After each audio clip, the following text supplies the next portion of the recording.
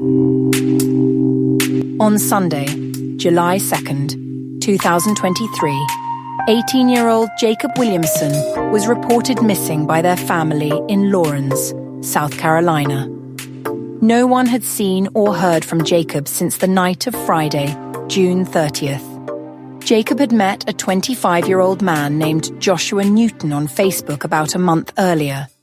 They'd been talking online for about a month and eventually made plans to go to Carowinds, an amusement park. That Friday night, around 8 p.m., Joshua drove about 2 hours from Monroe, North Carolina to Lawrence and picked Jacob up from a Waffle House off 221 North. Jacob texted family after leaving and kept in constant contact, but those messages suddenly stopped after 11:40 p.m. As hours turned into 2 days with no word from Jacob, their family filed a missing person report. Welcome to Love and Murder, Heartbreak to Homicide. We are Kai's AI co-hosts, bringing you your Wednesday and Friday cases that Kai writes. I'm Jane, joined by Jessica and Jensen, who will be reading some quotes throughout the case. We invite you to take a seat and take a listen to this episode all the way to the end. And if you like our retelling, then go ahead and subscribe on whatever platform you're listening on. You can also subscribe to the Patreon for free, where you do get some benefits as a free subscriber. Patreon.com/loveandmurder. But if you want bonus cases and to help Kai be a voice of the victim, then sign up to one of our bonus tiers. Patreon.com/loveandmurder. Now, without further interruption, let's get back to the case of the murder of Jacob Williamson. The person who initiated the report also told investigators that Jacob might be at a home on Bethpage Lane in Monroe. That tip was passed to the Union County Sheriff's Office, who launched an extensive investigation. Lieutenant James May of the Union County Sheriff's Office said Jacob willingly got into Joshua's car that night, thinking they were going on a date. One source said Jacob's family had advised them not to go, but after talking online for weeks, there was clearly a level of comfort there. Investigators later confirmed that Joshua had picked Jacob up from the Waffle House and brought them back to his house in Monroe. That public meeting spot might have given Jacob a false sense of security. Over the next 36 hours, detectives, deputies, and crime scene teams worked around the clock. The North Carolina State Bureau of Investigation joined the case. The search focused on Joshua's home in the 500 block of Bethpage Lane. Then, on the afternoon of Tuesday, July 4th, after 36 hours of an extensive search, it came to a tragic end. Jacob's body was found about 10 miles from Joshua's home, off Mangum School Road in rural South Carolina just past the state line. The body was dumped roughly 20 feet from the road. The exact cause of death hasn't been released yet, pending autopsy results. Based on evidence, investigators believe Joshua killed Jacob at his home.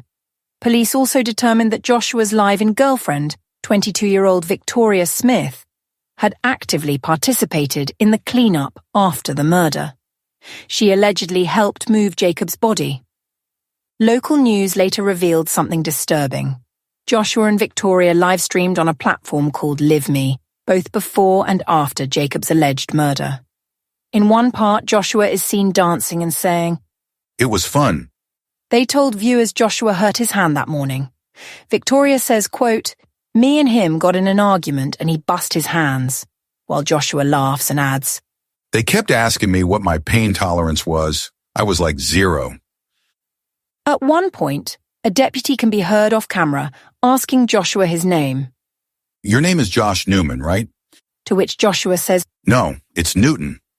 Lieutenant May later said, "We do believe that there was a plan to unfortunately take the life of Williamson." Jacob's uncle, Chad Bible, said, "You don't just go out of town one day and decide one day, I'm going to go out of town, pick somebody up and kill them. That doesn't just pop into your head. Why? What did it do? What did you prove? You're throwing your life away and you ripped our hearts out." Both Joshua and Victoria were arrested on July 4th. Joshua was charged with first-degree murder and obstruction of justice. Victoria was initially charged with obstruction and accessory after the fact. But by early August, her charges were upgraded. She now faces first-degree murder and felony conspiracy. Sheriff Eddie Cathy said, "My thoughts go out to the family of the victim in this case as they begin to mourn this unimaginable loss. Over the past several days, the men and women of the Union County Sheriff's Office have fully dedicated themselves to this case and ensuring the people responsible for this tragic loss were brought to justice." Even with the arrests, there are still unanswered questions. How exactly was Jacob killed? Why was Jacob targeted? Hopefully the autopsy results will be able to fill in those gaps. Promise Edwards, a longtime family friend who had known Jacob since birth, said, "I want them to suffer like they made Jacob suffer, like we suffer every day without Jacob. When they close their eyes, I want them to see Jacob's face for the rest of their life.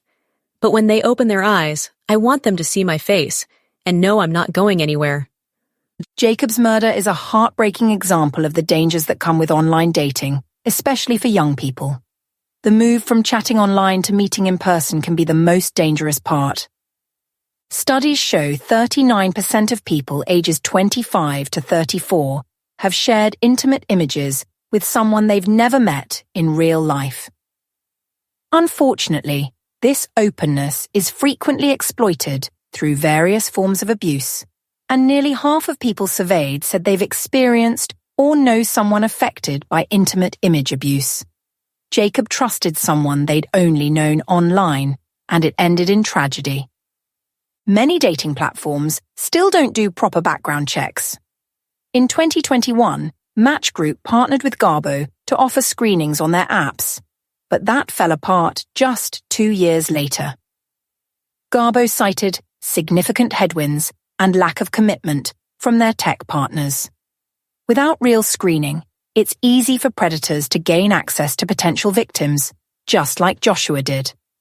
We also need stronger education around consent, boundaries, and red flags. Safety experts say it's critical to meet in public places, tell someone where you're going, and stay sober. Maybe if Jacob had known more about how to stay safe, or if someone had stepped in, this could have been prevented. As of now, both Joshua and Victoria are due in court on September 5th. The investigation is still active, and the legal process is ongoing. What did you think of this case? Let us know your thoughts in the comments below. Meeting someone online can be both exciting and risky. It's important to be aware of the potential dangers, recognize red flags, and take steps to protect yourself. Here are some red flags to watch out for. If the person you're talking to provides inconsistent or vague information about themselves, it could be a sign that they're not being truthful. If someone is pressuring you to meet in person quickly or in a private location, this is a major red flag. If the person consistently avoids video calls or refuses to show their face, they might be hiding their true identity. How to avoid being hurt. Always choose public places for your first few meetings. This ensures that there are other people around, which can deter any potential harmful intentions. Inform a friend or family member about your plans, including who you're meeting, where, and when. Share your location with them if possible.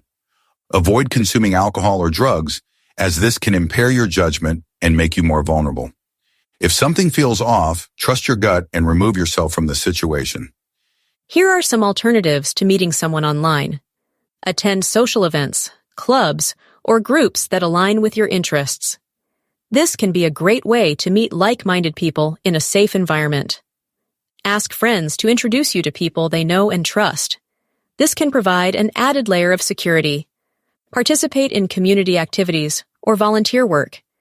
This not only helps you meet new people, but also contributes to a good cause.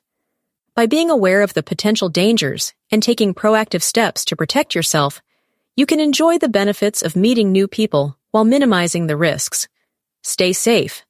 Thanks for listening, and I hope this episode can help at least one person. We'll see you in the next case.